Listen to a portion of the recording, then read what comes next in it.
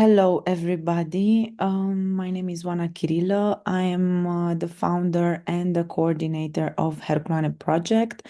And today I will be having this webinar about how our project works, how it develops, what is our main objective, and how is it that we gather so many young volunteers in our, um, let's say, fight and process to save and preserve a very famous spa resort in Romania, which is Herculane Baths, and which is a site very rich in heritage sites, and it's very famous place in Romania. So this webinar is a part of Project RE, which is co-funded by the European Union. And I'm very glad that during this project we managed to exchange so many experiences with other young volunteers that develop similar projects in Slovenia and Slovakia. And yes, I hope you will enjoy our project and my presentation about this project of ours. So I will be sharing my screen.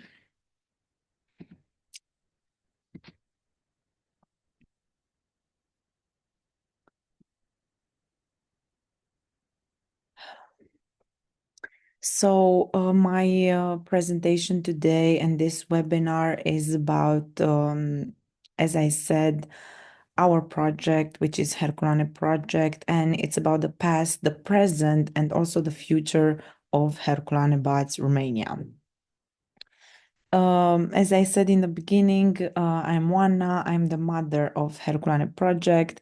I'm an architect. I love heritage. I'm a proud volunteer. I've been doing volunteering since I was a student. It's something that I'm very proud of, and I hope we can inspire and I can inspire other young people to volunteer for heritage because it's a very important and needy sector. So this webinar today, as I said in the beginning, it's about this project that I founded when I was a student. It's called Herculane Project.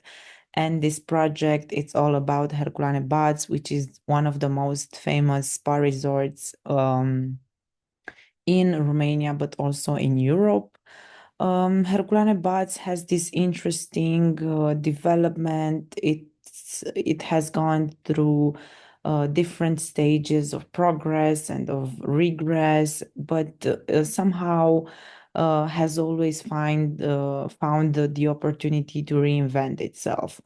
So it was founded by the Romans, and then it was under Hungarian, Ottoman, and Austro-Hungarian rule. And of course, in the past 100 years, it was under Romanian, let's say, rule with all the regimes that we had. Um, Very interesting. It's, as you can see here in the pictures, these are some icons, let's say, of Herculane. We can see Empress Sissi. She was a frequent tourist, let's say, here in Herculane Baths, together with Emperor Franz Joseph, who also declared at the time that this spa resort, it's the pearl of Europe. We can see here in the pictures how the historical city center used to look like. Very sumptuous, very well organized from an urban point of view. Here in the picture above, we can see the historical city center. This is our main area of action, and of course, Neptune Baths, which is the main building that we are trying to save. In the present, of course, we are facing some challenges, let's say, because Herculane Baths has suffered those progress and regress stages, we can say that now we are in a latent stage. I mean, we are not progressing, but we are also not regressing very much.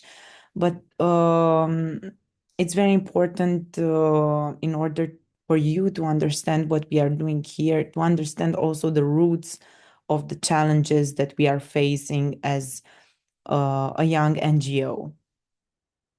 So, of course, the main challenges that we face um, are somehow connected to each other, but it's very important to separate them and to discuss them separately. First of all, we have this cultural heritage abandonment. We have many buildings that are abandoned because of some legal issues connected to the failed privatization process that started in the early 2000s, I think. Um, so we are facing with this cultural heritage abandonment, which is also connected with the constant and very fast degradation of these heritage sites. Most of these heritage sites are Class A listed, which means that they are of national importance. And of course, uh, in our belief, we think that, of course, Herculane Baths should be enlisted in the UNESCO heritage list, but that's another topic. The main issue here is that we have degradation, we have the spa facilities which are closed. We can see in the pictures, for example, the Apollo baths, which now are a museum, let's say. I mean, you can visit the baths, but they are not open for treatment. And most of the old historical spa facilities are now closed. And of course, as I said, we have also the failed privatization, which somehow has an echo still today because of the legal implications that it had with the water, with the thermal springs, with the heritage, with all the um, legal assets, and not only legal, with all the assets that were in the former state owned company, which was privatized. For us, moving forward, it's very important to understand also the historical city center. An important pillar is the built heritage. As I said, we have here all the Class A and Class B monuments. Of course, the whole area is protected, and right now, also the Neptune baths are inscribed in the seven most endangered list after our, let's say, request. So we have here 74 objectives, sites, meaning archaeological sites, architectural sites, and also assemblies, and also public monuments such as statues, which are also monuments and heritage listed sites. It's a very big area, but it's very compact in a way. Hercules Square was the first development core of the city. And then we have the Casino Assemble where the Neptune Baths is. And the Casino Assemble was the second core of development. This is very important because it's a very interesting, developed from an urban point of view place. The design, it has various concepts intertwined.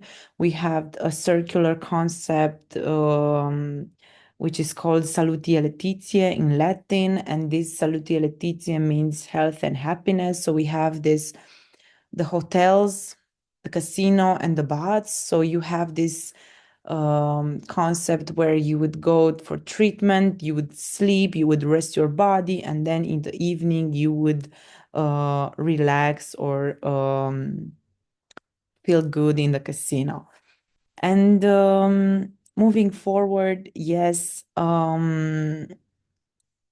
having all of that said, how the historical city was developed and which are the challenges that we face.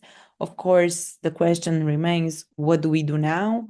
And we have here a very sweet message, I would say, from our first event in Herculane. It is written by a very young girl, I think, and it says, "I would like for my town to be more beautiful." So I feel like, in a way, what we are trying to do, we are trying to be of help and not only guard and preserve heritage, but also help the municipality and the private investors to take as much care as possible. In parallel, of course, with us developing cultural projects, educational projects, and also other sustainable and connected to the environment projects, which I will present later. For us, it's very important to discuss about the future of the town. This is why, of course, in a way, Herculane Project came to life. We started as a group of young students. We had no money, we had no knowledge about bureaucracy, about how actually to save a building or how to discuss with the potential sponsors, donors, how to communicate with the public, even though now we are one of the most or well-known um, projects regarding heritage in Romania. And we didn't had necessarily an aim. We just started. We had the courage to say, okay, we want to help. And that courage came from, of course, entering Neptune Baths and taking some pictures in the beginning and then posting an article on social media, which became viral. And the article was positive. We were discussing our memories from when I was going to Herculane with my family and how I wish I could do something. And it became viral. And that was the moment when I said, okay, I need to pick up the phone and call the municipality and offer my help. And that's what I did. But I didn't had an objective necessarily. I just wanted to help. And of course, it was tough. We managed to gather as a team, me and my friends, and then we started developing, of course, a strategy to set objectives, not only from a financial point of view, but also from an operational point of view. And now we can say that Herculane Project is a platform that aims to reactivate the historical center of the spa resort of Herculane Baths through architectural, cultural, and educational tools. Of course, in the long term, we would like to include the whole site in the UNESCO heritage. We started the process, but as you know, it's a very long process. Um, what do we do? Basically, we have many, let's say, smaller objectives, but our main purpose is to reactivate Neptune Baths, which is the former imperial bath, and to develop the historical city center through educational and cultural projects, and of course to do as much as we can community engagement, to engage the local community, the tourists, the volunteers, the professionals, and to create a larger community which can push forward a sustainable development for this spa resort, as this spa resort has many, many resources that could provide and could sustain such development. Our main project, of course, remains still till today, preserving this very important, and I think it's the most emblematic um, heritage site regarding the spa sector in Romania, the former Imperial Bath, nowadays called Neptune Baths. It's a very important building historically, but also from an architecture point of view. It was built after an competition, architecture competition was organized in the empire by the former Ministry of Finance back then, Saparighiula. And 7 projects were enlisted in the competition, and this one was the winner. It was designed by Arpar Ignaz, a very renowned architect in this region. And it took 3 years to be built. And at the moment of its completion, it was the most modern spa in Europe. So,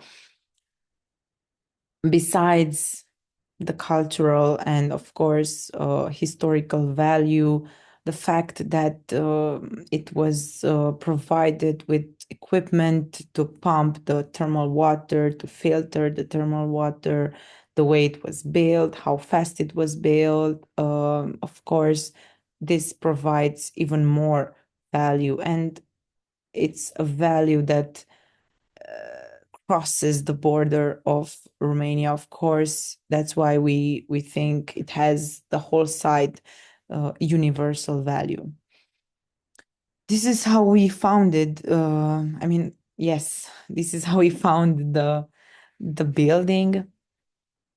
It was in a state of collapse. It was in the beginning. These walls were still up when we started in 7 years ago, and then in 2 years' time, they collapsed.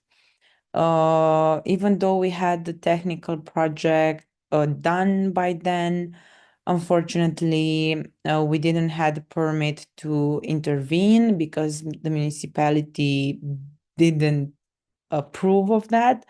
It was their building. We had the collaboration going on through a contract, but they didn't sign the permit due to the legal issues that the site has.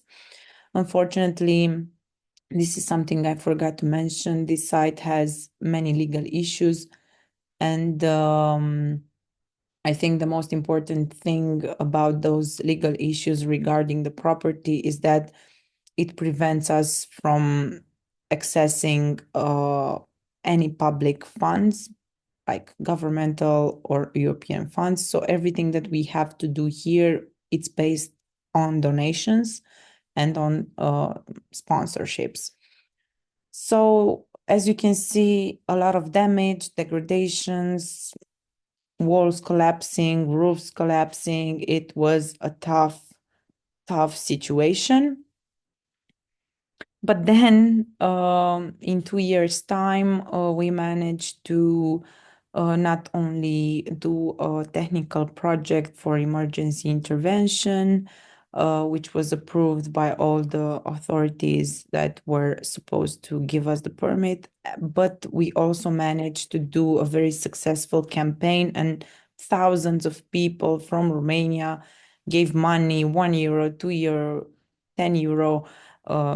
And this is how we raised 60,000 in 3 weeks' time or something like that. And we managed to intervene and to clean up the site, as you can see, and to build some temporary roofs, because this emergency intervention means that we cannot do anything permanent on the site because it has this great value. And until it's restored, we can only do reversible works. Uh, Unfortunately, this was in 2019, so 5 years ago. Since then, we had one intervention done also in 2022, so 3 years ago. And right now, we find ourselves back in a pre-collapse state because the site needs, in the end, restoration process.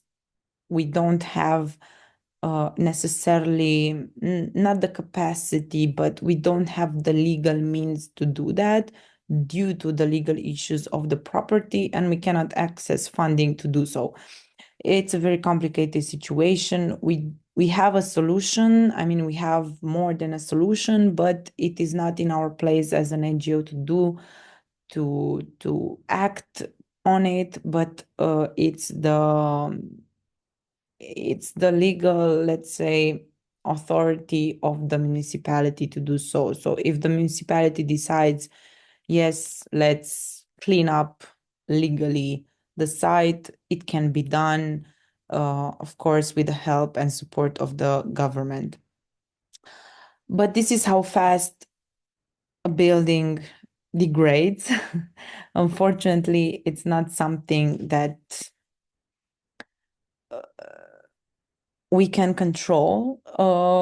The only thing that we can control is how fast we can raise the money to intervene again. This was one of the areas where we only did a cleanup, as you can see, in 2020, and we did some supporting structures inside to help the roof. But if this wall collapses, unfortunately, those reversible structures won't help so much. So we have to do an intervention that will be based probably on wood and metallical structures. And of course, we do hope that we will manage to do this by February 2025. So because we managed to raise some money, and I think that we can do that. These are the main areas where we want to intervene to stop the pre-collapse state. Of course, it helps that we are in the seven most endangered program. We were honored to be selected here and to have also the support of a group of professionals in the field who guided us also in the mediation with the local municipality, but also the central authorities, which is very important. And even though it has this negative etiquette here because you're in the most endangered program, it was actually a good thing for us and for our side because we managed to raise the attention also of the media and also of other other stakeholders who in the end helped us raise the money that we have now for a new intervention here.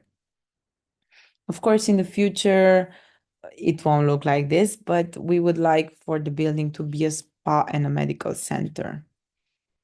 And it's important to see also the economic value of the site in the term that you invest in heritage and you invest in a sustainable way because a house that's already built, it's more sustainable than a one that you have to do it from scratch.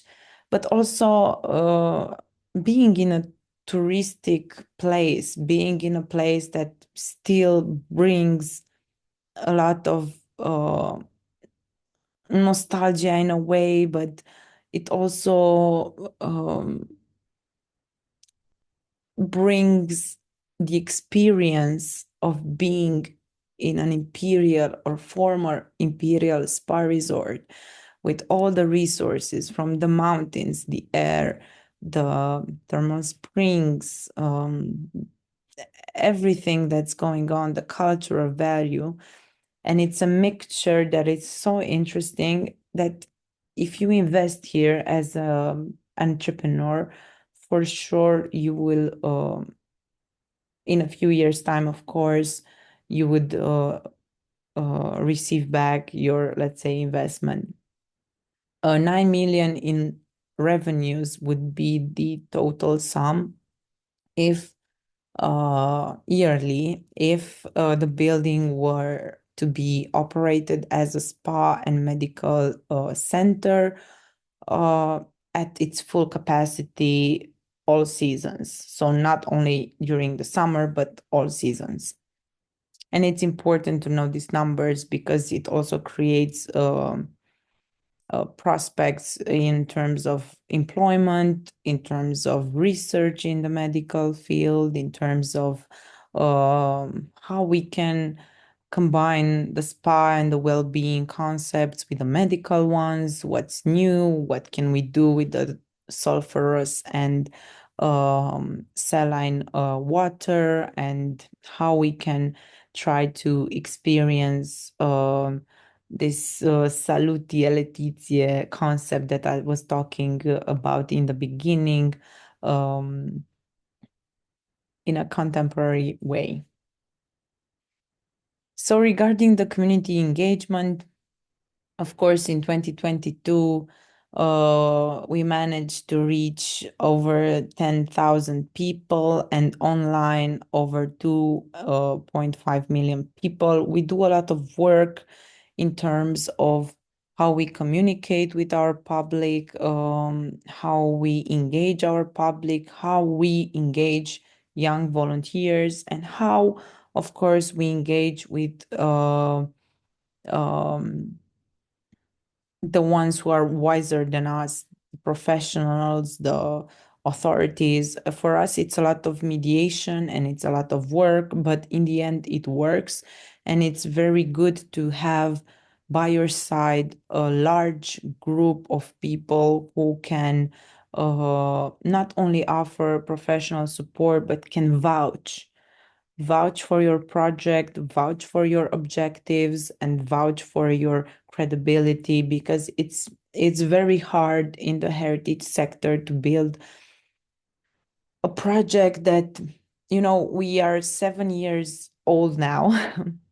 But in a way, even though we managed to have so many results, in a way, we didn't do anything compared to the macro situation of the town.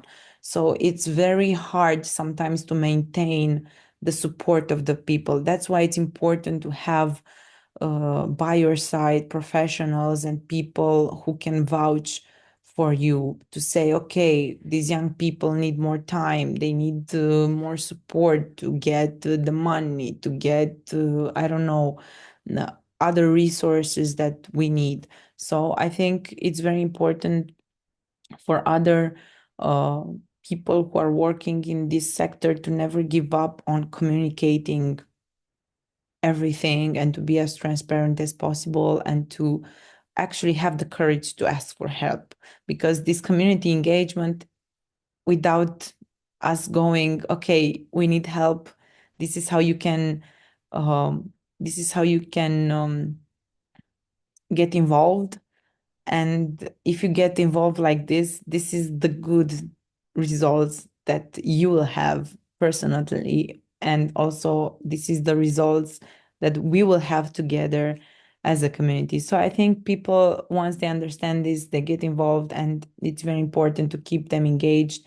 Also from this educational point of view, as we need to educate more and more about why heritage is important, why we should restore properly historical building, why it's more important in a way to use the already built environment instead of building new sites for concrete all over and just never use natural materials. So people, for us it's very important to inform the people and to keep them engaged. As I said, I think in the past 2 years we doubled as size. Of course, this year I think online we reached, yeah, we have a double, we have doubled our results, but also because we communicated a lot more. So far, in terms of projects, we have done not five, but six summer schools. We brought together over 100 volunteers, craftsmen. We had many interventions in a public space. We also did four cultural projects. One of them was a heritage biennial where we brought together professionals, authorities, designers, volunteers, community, central authorities, entrepreneurs, and we started this, let's say, cluster, this group that's more like a support group for the town, and we divided in different fields, and we are trying to work together to see what can we do for the spa resort to be revived. And of course we did throughout time a lot of fundraising. We had over four fundraisers that were with specific targets, and we accessed, of course these are the numbers from 2022, but we accessed, I think, more than €500,000 so far. Of course, many of our projects have a direct impact on the sites that we work on, but most importantly, we have built this way of experiencing Herculane also from another point of view.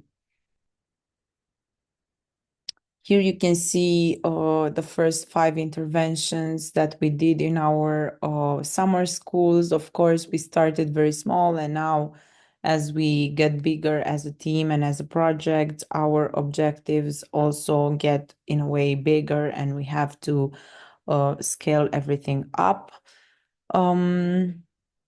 We work a lot with wood, I have to say, for the public interventions that we do.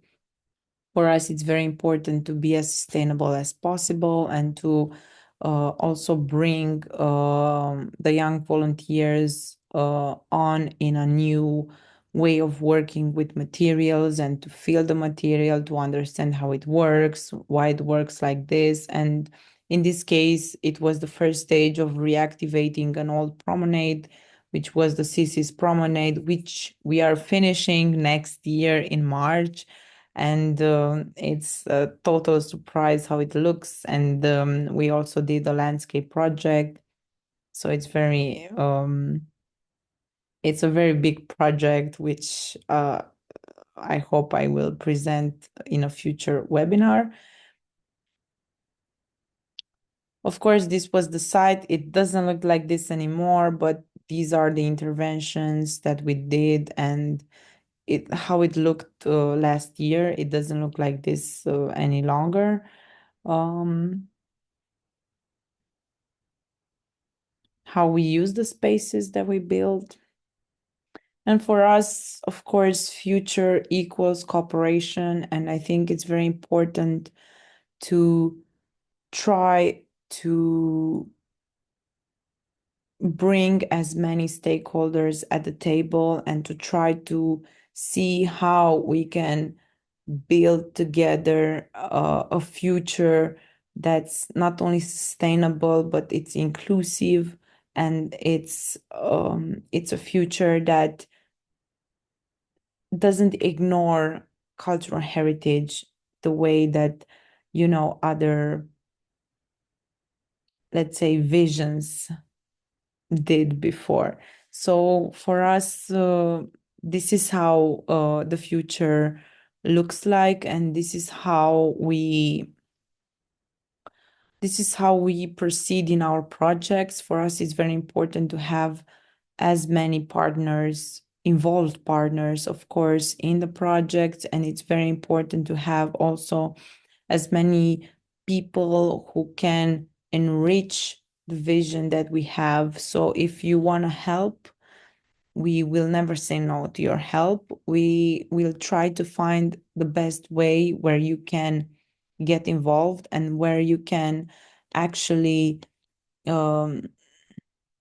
leave something behind and give it meaning. Because if you are working with our craftsmen to build, for example, this pavilion, I'm sure that you will find and you will enrich your knowledge from a technical point of view, but it's important to also have a personal development aspect, and to see that, everything that you touch can have a meaning and can impact the lives of others. So for us, this is why it's important uh, to be as cooperational as possible in our projects. And I hope also that this, let's say, um, strategy and vision of ours gives meaning also to other projects in Romania or across Europe, because, as you know, our site has European values. What we do has no boundaries and um, has no limits in a way, like physical boundaries. We would like for us uh, to be like heritage without borders, because it's something that we are all connected through, and it's something that's for a better future as a basis. So yes, future equals cooperation. And as I said, because future equals cooperation in our case, um, this was the first biennial that was dedicated fully to cultural heritage in Romania. It's called Heritage First because we want to put heritage on the first place. And as I was saying before, you can see here how many stakeholders were involved: NGOs, media partners, strategic partners, financiers. And I think it was very interesting and important for us, because we managed to bring together people. Here we are at a roundtable discussion with the central authorities, with the architects order, the National Heritage Institute, the Ministry of Culture. We were discussing what can we do for Herculane. This is the casino of Herculane. And of course, many entrepreneurs were involved, volunteers, community. And it was very interesting to see how we can cooperate in the end. And cooperation means more than just sitting at this table and having a dialogue. It means working together. It means building a vision together and enriching the lives of others through what we manage to decide together, let's say. So I think it was a very important step in our project, this particular event, and it lasted 3 days. It had concerts, exhibitions, roundtables, presentations, um, and we tried to do as much as possible for the guests, but also for the tourists and the local community, in the sense that you have to be exposed to as many visions about heritage as possible, and to try to understand in your own way why it's important for you individually and then for us as a society. Um, I think this part of the webinar is coming to an end. So I would like to say thank you. And of course, I hope you enjoyed my presentation, and I hope this presentation had um, some meaning for you. I was thinking if I could do another one, because because I think we still have a little time left. And let me present to you perhaps what we are doing on the revitalization of the Sissy's Promenade. Um,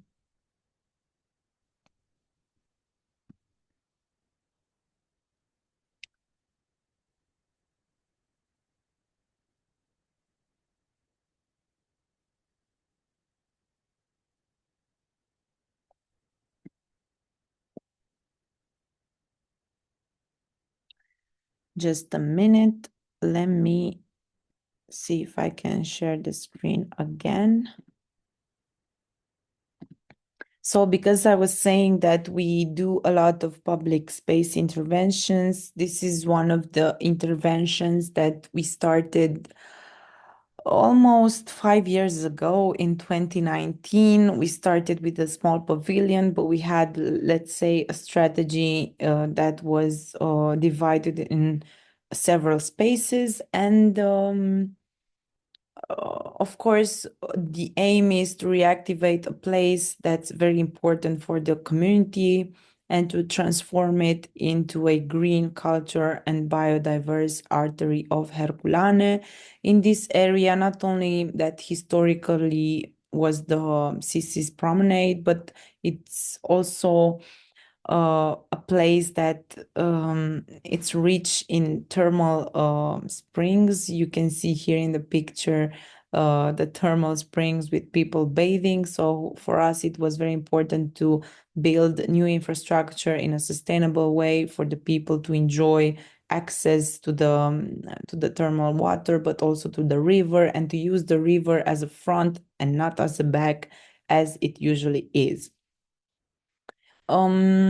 Of course, it's divided in three stages. We have these pilot projects that we are developing now. We have a strategy that we are also working on, and some cleaning campaigns. A lot of plastic, it's brought up by the river. I mean, people throw it, unfortunately, on the river shore, and the river brings it up. And yes, we have to do a constant cleanup. I think we already did 3 or 4 cleanups. So as I said before, it's important because not only we are in a national park, but also the Cherna River is very important for the town. And let's say that these historical elements of promenade and pathways and outdoor wooden pavilions are very important in the context of spa towns. You know, we have these spa towns which were built and designed as ideal cities, ideal towns. They were towns where you could have not only relaxed and cleansed your body, but also your soul. And it's important to intertwine activities, not only the medical aspects, but also the culture and the um, soulful ones. So also one of the contributions for us, and it was very important to see what the community thinks of this place and what the touristic community considers. And of course, we did a survey, and apparently 97 percent of the residents consider the revitalization of the banks, of the river banks, among the top 3 big priorities for the city. So basically, we are solving also a need that the community had. And another important aspect was the fact that the creation of quality public spaces was a priority. So we wanted to contribute as much as possible, and we do hope we are doing that. Um, as I said, you can see here in the pictures how it used to look until this year, and how historically the place looked like. There was this promenade with a beautiful pavilion there. They were used mainly by the Empress Sissi. And of course, being such an important historically site, we wanted to bring it back to life as sustainable as possible. This is how the site looked like, how it looks like now, and how concept sketch of the project looked like, and how, of course, how the landscaping project is. I have to say that everything that we planted, because we already planted 2 weeks ago, everything it's plants that grow in the area. So we did a study, vegetation study, and this is how we came with this solution together with an architect. So for us, it was very important to have these objectives, which we also presented to the public, complete the development of the promenade, set up the treatment tubs or the pools, build the wooden amphitheater and the changing area, which we built during the REP project and also the summer school, and redesign a little the green area spaces, which are now left in or were left in total abandonment, and to introduce urban furniture and street lighting in the site.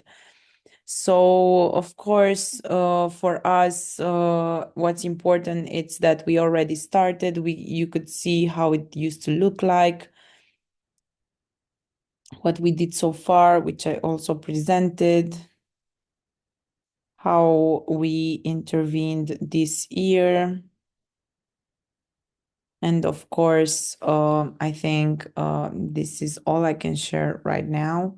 But this is a very important project. I don't know if I make sense or if this makes sense to you. What I was trying to say and to show you was an example of how we work on public space, not only the heritage sites, and of course, much more about our projects. You can see on HerculaneProject.raw, and you can find their information also in English. You can find information about the projects, the volunteering calls, how you can contribute, how you can find let's say, new experiences in Herculane, because we hope after you see our website that you will come to visit us. So yes, I would like to say thank you, and I do hope this webinar was of help, and see you next time.